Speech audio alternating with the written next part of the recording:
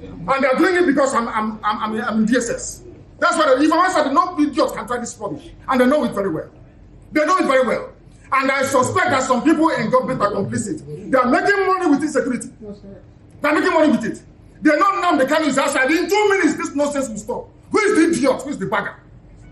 That will speak when I'm talking. Who is the fool? Who is the idiot? I ask. That I give an order in the east, and any idiot will counter it. Who is the bastard? I'm asking you. Nobody can. Sir, are you I'm not the can. Who is the idiot? Anybody involved in any form of violence or insecurity in the southeast in the name of IPOB is done, and they know it. Let me come out of this nonsense, this mess. 2 minutes only. Only 2 minutes, I guarantee you. And there'll be peace in the east. But that's what you wrote. You said here, my lord, that the defendant has now applied for bail. Now, as I've said earlier, bail is a decision of the court, taking into consideration all the conditions laid down in Muhammad Abacha v. State. At this stage, I am of the opinion that to make or take a stand on the bail application without first hearing and determining the issue that is glaring in the face, which is the absence of the defendant from the court since 25th of April 2017 until he was produced on the 29th of June. My lord, which was exactly what the Supreme Court did. They said that he did not jump bail. These criminals came to my house to kill me. That's what the Supreme Court said. This is in your own ruling, in your own court, my lord. So I cannot understand, my lord, why my trial will be conducted contrary to the Constitution of Nigeria that said I must have free and unfettered access.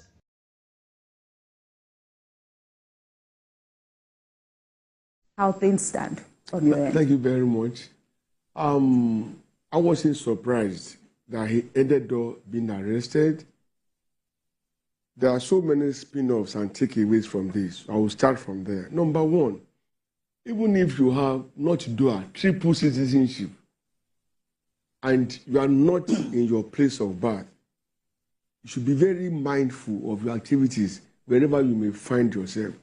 Don't take the liberty for freedom to behave and misbehave.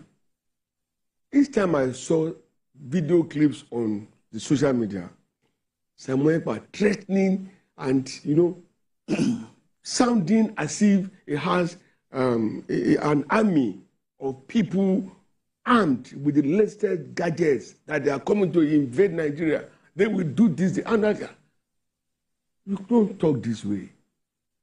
And for whatever that has a beginning, it must have an end. The Finnish government brought maturity, diplomacy to bear. They kept quiet. Nigerians were complaining, government was writing letters. They knew what they were doing. They were building up on Simon Ekpa. At the end of their investigation, they picked him up. And two things, simply, terrorism and money laundering charges were slammed on him, which for me is a learning point for our security agencies in Nigeria. Don't just go and arrest people and start media trial and tell us investigation will continue. No. Immediately announced that he's been arrested, they also announced his date in court. That is efficiency at a national level. Number two, you are in another country, sovereign nation, and you built up like a setup where you address yourself as Prime Minister of Biafra in exile. And you were, with flags and all their accoutrements that, would normally be of a nation. And you think people would just fold their arms and allow you to run riot like that? So he worked himself into what he has found himself. And I can also say that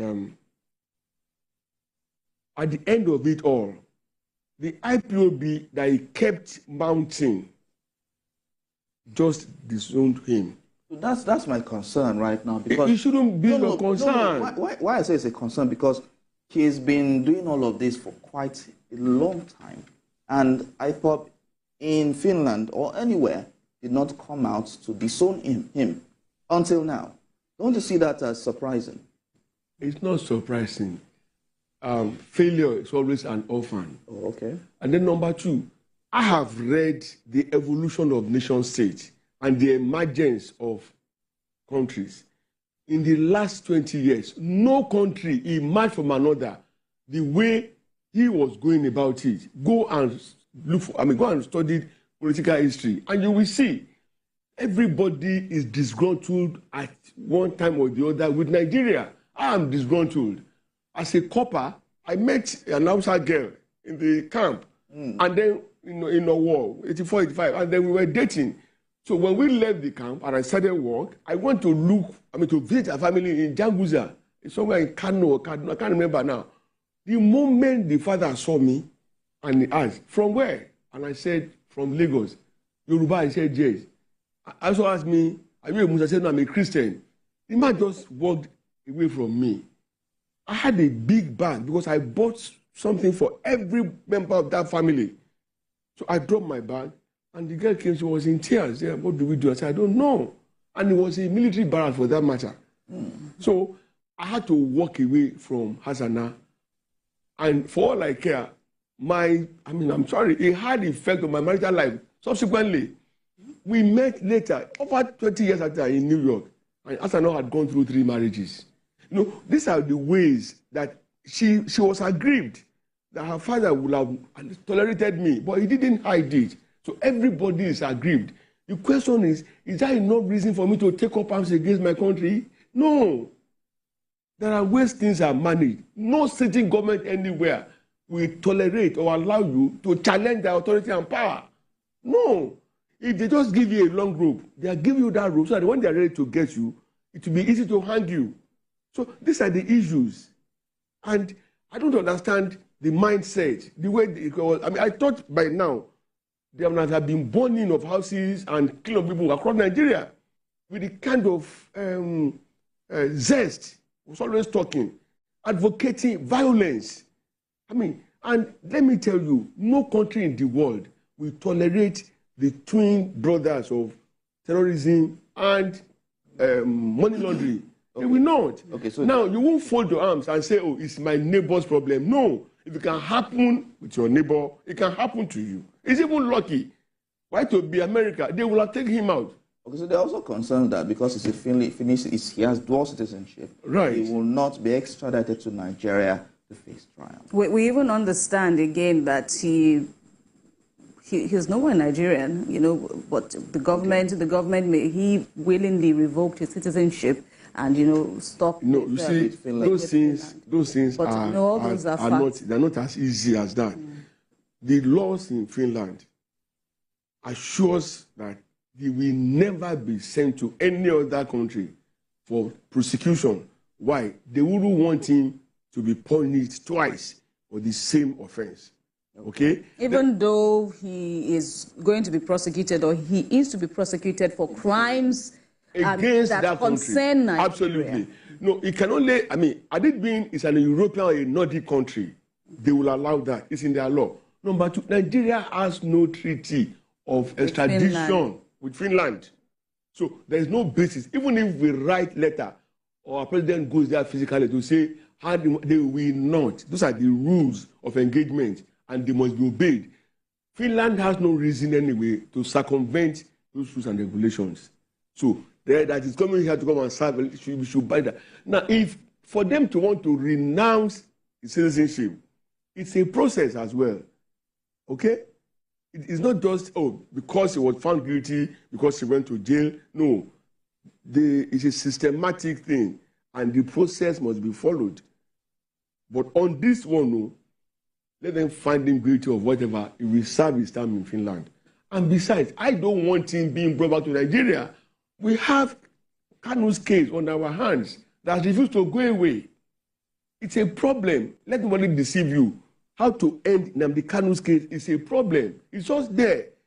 There are cases and cases, judgment after judgment, giving instructions and orders here and there. Yes, it's not looking like it's going to leave detention anytime soon. And again, there's also the option before the government as to whether to acquit him. Well, that's also there. But at the bottom of all of that, don't forget that Kanu was another version of Ekpa.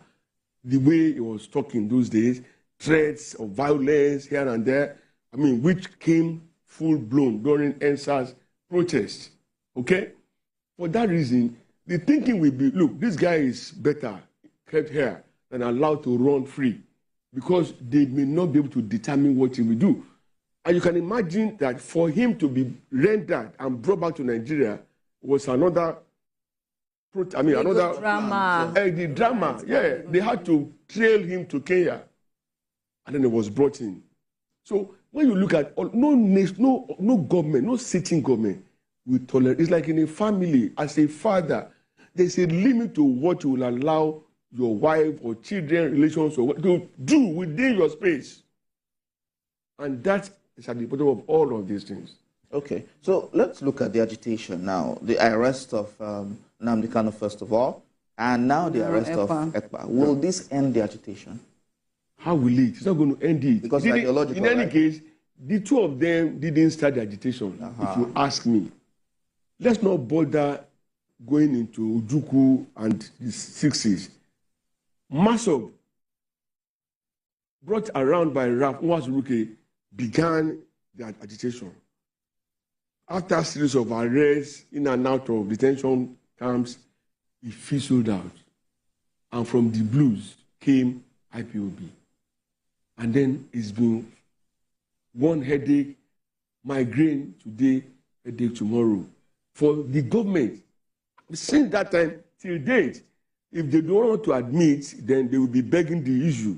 At the end of the day, a lot of unwholesome things started happening. ESN came up, unknown gunmen came up, violence became the order of the day in the Southeast. I have had series of invitations to the Southeast that I could not honor. And this was me. Growing up, I had a friend, Martin Sunegbu from Akwahede in the Newi South. I spent 5 Christmas sessions with his family. I didn't go to Abeokuta. Against my mother's instruction. Why? We were very close friends. I was following him to the east. Can I do it now? No. If I should try it, coming back alive is not guaranteed for me. I had a meeting. I did a paper on using sports as a panacea for youth delinquency. We were invited to Owerri for a presentation. When we got to Ihiala, we got information that we should not proceed further. We had to stay back in Ihiala for 3 weeks. And they were going and coming and all of that. At the end of the day, nothing could be done. When you look at that, plus the fact that Monday in Yoruba land, they call it Ojo Aje, the day of commerce, of trade, of money. In the entire Southeast, if you dare come out on Monday, it's at home. And that is also a build-up to another point. Nnamdi Kanu has publicly said he doesn't support the sit-at-home order. That is even anti-Igbo.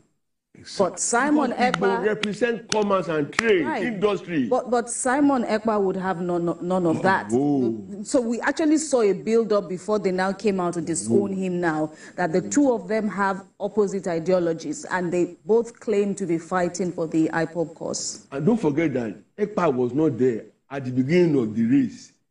He just emerged from somewhere, especially after Kanu had been rendered. And you would have thought that they were acting in unison. But there have been differences and disagreements between them along the way. Just that IPOB never came out to say, look, we don't know this guy, like they did now. It pains to see that on Monday, the entire state is locked down. I was in Umudim, Innocence Motors factory. There was a project we had. We wanted to buy that. We were able to come and see their factory. We had an easy ride from Onitsha through Ogidi, down to Umudim. Can I do that now? No. Would that not affect their businesses? Plenty. In an economy where we are saying things are not what they should be, nobody, not even a whole community, a whole tribe, to be subjected to solid. I saw a video one day, a woman was boiling rice and beans. When these guys got there, they threw away her rice and beans. Who will compensate her? Nobody. The woman had to run for her life, because if she had said, probably she would have been killed. So all of these things put together are the reasons why they are not going to be allowed to have their way. Okay. And I've been bothered. Why? I have said it before, that where are the leaders of opinion in the Southeast? Leaders of thought, leaders of faith, traditional rulers. They should gather and find a solution to this thing. If anybody says, it's just like nothing in life is permanent. Even marriage is not permanent. Right? Why do we have the word divorce or separation? So, fine, the Constitution says Nigerians' unity is not negotiable. Fine. But if any section of the country wants to go, there are procedures.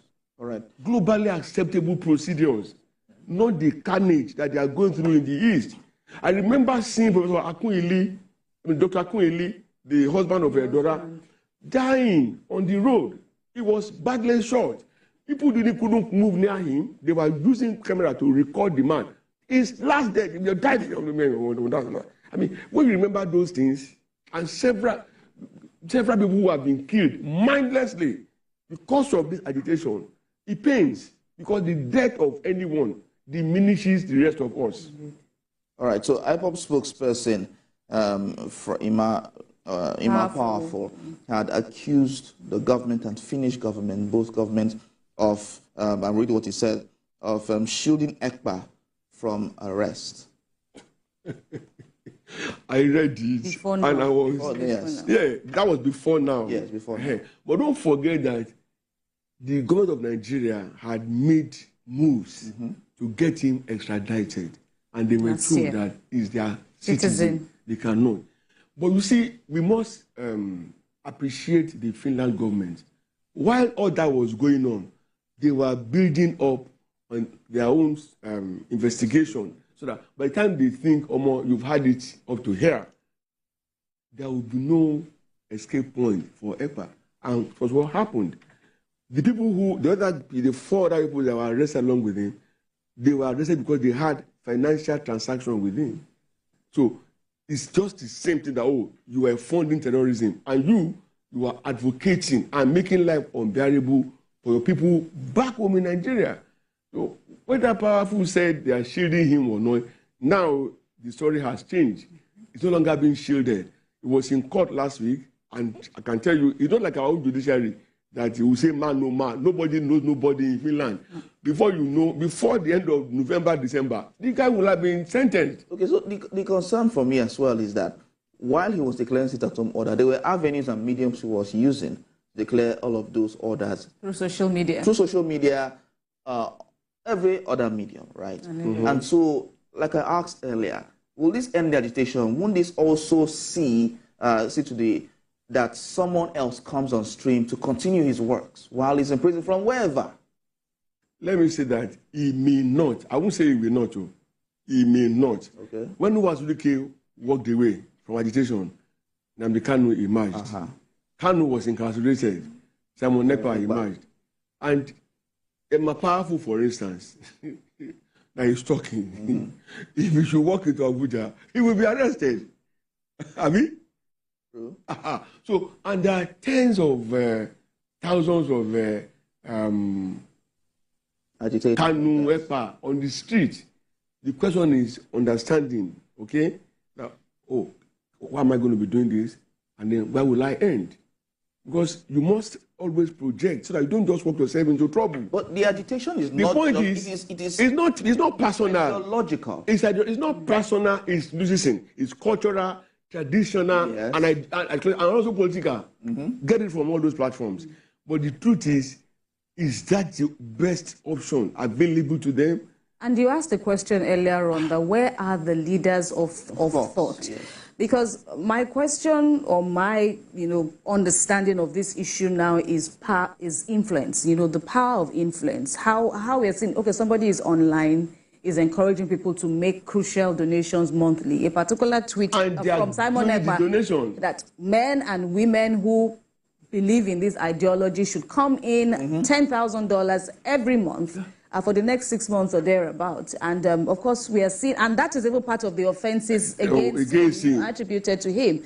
Help us to speak to, the issue, to this issue we see on ground now, the presence or otherwise of leaders who can use their influence or who are using their influence to dissuade Southeasterner, the average Southeasterner, away from this issue of IPOB agitation? Are there options that, they can work with or negotiate with the government or use to engage government if negotiation is not the word? The possibility of conversation, not negotiation now, conversation, whatever will emerge from that, maybe negotiation and maybe compromise, which may also lead to Kanu being freed. Being freed.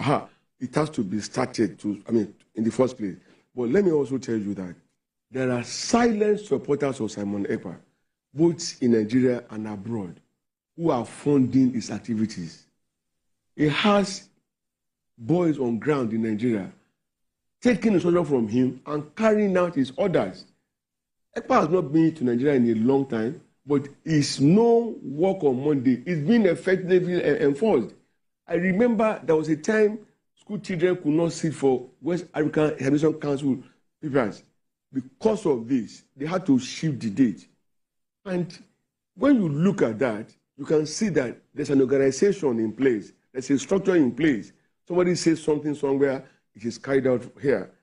And don't forget that these operatives, they get paid, they are funded, they all are armed. Who gets them armed? Who buys them bullets? How do they, they don't farm, most of them don't do any other thing than to enforce whatever they were asked to do by the same Ekpa. So that structure is there. Maybe if he gets jailed, that may dismantle or obstruct the structure, but it may not totally collapse the structure or bring an end to it. In the news this morning, Enugu State says it is ready. It is compiling records, because the other day our guest was speaking about proof, that how do you want to prove that he is, and we threw the question at him, but he's been active on social media saying all of that. Enugu State government spokesperson is now saying that they have documented proof of his atrocities. His complicity. Yeah, it's not hidden. Just go to Google and will type. Provide it to Finland. They don't need additional evidence from Nigeria. They already have enough before they said to pick him up. He's being picked up wasn't at the prompting of the Nigerian government. Let's get that very clear. So Nigeria has been gunning for... Yeah, but they were building up. Oh, this guy has been doing this, so how do we pick him up? How do we end all this? Because he's abusing his presence on their, the state that he has on their land. It's not in Nigeria's favor or interest that they allowed him to do that. But the laws protected him to a large extent.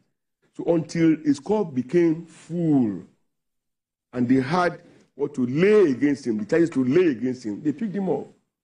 And those two charges alone, the world takes them seriously.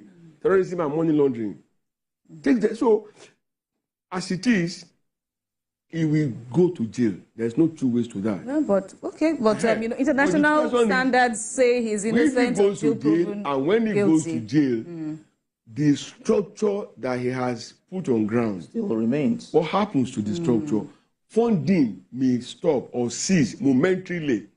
Don't forget that, because they know they have access to his bank accounts and other details. So they may impound all of that funding. What about the weapons? The weapons are already in the hands of the people. Of the people. Maybe if funding stops and they could no longer buy bullets, but they have the guns. And that's the truth. They have the guns. But when you look at the number of lives that have been wasted, there was a particular Igbo lady who was in the military. She was going home to present her fiancé to the family. One of them were in military uniform. They were arrested. When I saw the video of what they did to them, I cannot begin to talk about. I was like, why? Even if the lady is in the army, that's our job. She's your sister or blood. Why do you have to do this to her? Slaughtering her like some piece of goat. And the guy sat down, mindlessly. The guy, man, another story entirely.